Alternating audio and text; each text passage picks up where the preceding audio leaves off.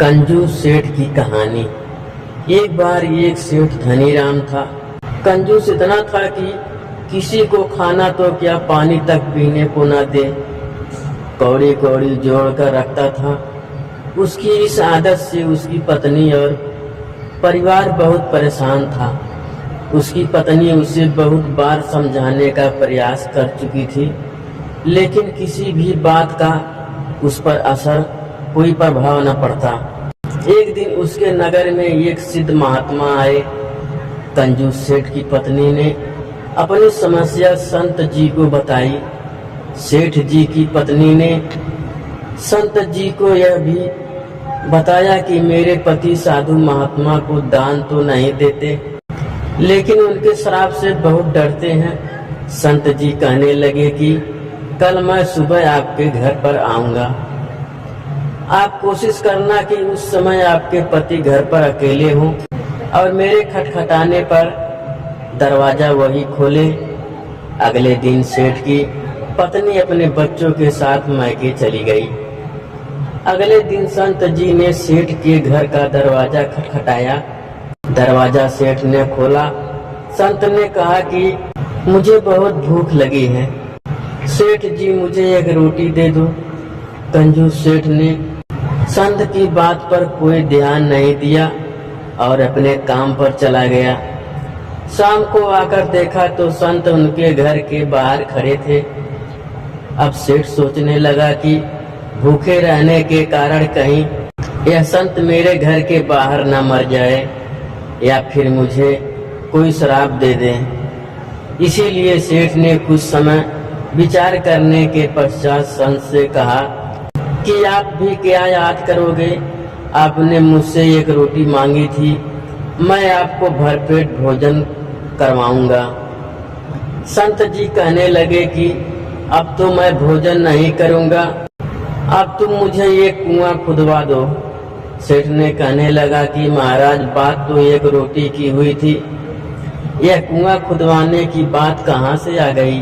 सेठ ने कुआं खुदवाने से इनकार कर दिया और अपने घर के अंदर चला गया। संत चुपचाप अगले दिन भी उसके घर के बाहर खड़े रहे।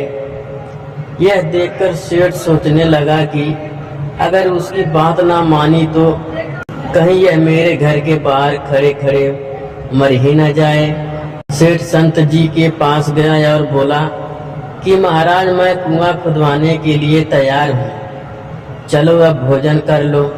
संत जी कहने लगे कि अब तुम्हें एक नहीं दो कुएं खुदवाने पड़ेंगे। कंजूस सेठ झट से बोला कि ठीक है महाराज, मैं 2 कुएं ही आपके लिए खुदवा देता हूँ। सेठ विचार करने लगा कि इसका क्या भरोसा, अगर मैंने इसकी बात नहीं मानी तो। बोले कि मुझे 2 नहीं 4 कुएं खुदवा कर दो। इसीलिए समझदारी इसी में है कि इसको 2 कुएं खुदवा दूं।